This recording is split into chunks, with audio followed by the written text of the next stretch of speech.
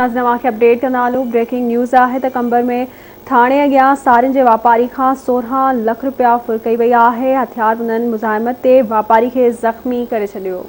बिल्कुल नाज़रीन, ये अहम ख़बर अवां ताईं पहुचायूं पिया। हथियारबंद वापारी यूनुस लाशारी खे ज़ख़्मी करे 16 लख रुपया फुर करे विया आहिनि, जॾहिं त ज़ख़्मी वापारी खे गिणती जोगी हालत में लाड़काणे इस्पताल मुंतक़िल कयो वियो आहे। वापारी खां फुर वारे वाक़िए ख़िलाफ़ शहरियुनि पारां एहतिजाजी मुज़ाहिरो करे धरणो हंयो वियो आहे।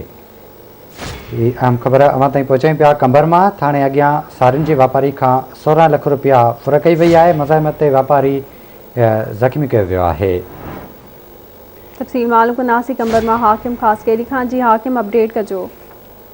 जी, कंबर जे इंतहाई मसरूफ़ तरीन इलाइक़ो आहे कंबर जो बॉइज़ हाई स्कूल ऐं गर्ल्स हाई स्कूल ऐं सिटी थाणे जे साम्हूं जेको आहे त हथियारबंदनि फोरन जेको आहे त शहर जे मशहूरु सारियुनि जो वापारी आहे यूनुस लाशारी खां जेको आहे त फुर करण जी कोशिशि कई, जंहिं ते मुज़ाहिमत ते जेको आहे हथियारबंदनि फोरन जेको आहे त विच रोड ते वापारी खे यूनुस लाशारीअ खे जेको आहे त उहे पिस्टल जा फायर करे सख़्तु ज़ख़्मी करे ऐं उन खां 16 लख रुपया जेके आहे उहो फुर करे आसानी सां फायरिंग कंदा विच शहर मां फ़रार थी विया आहिनि। जंहिं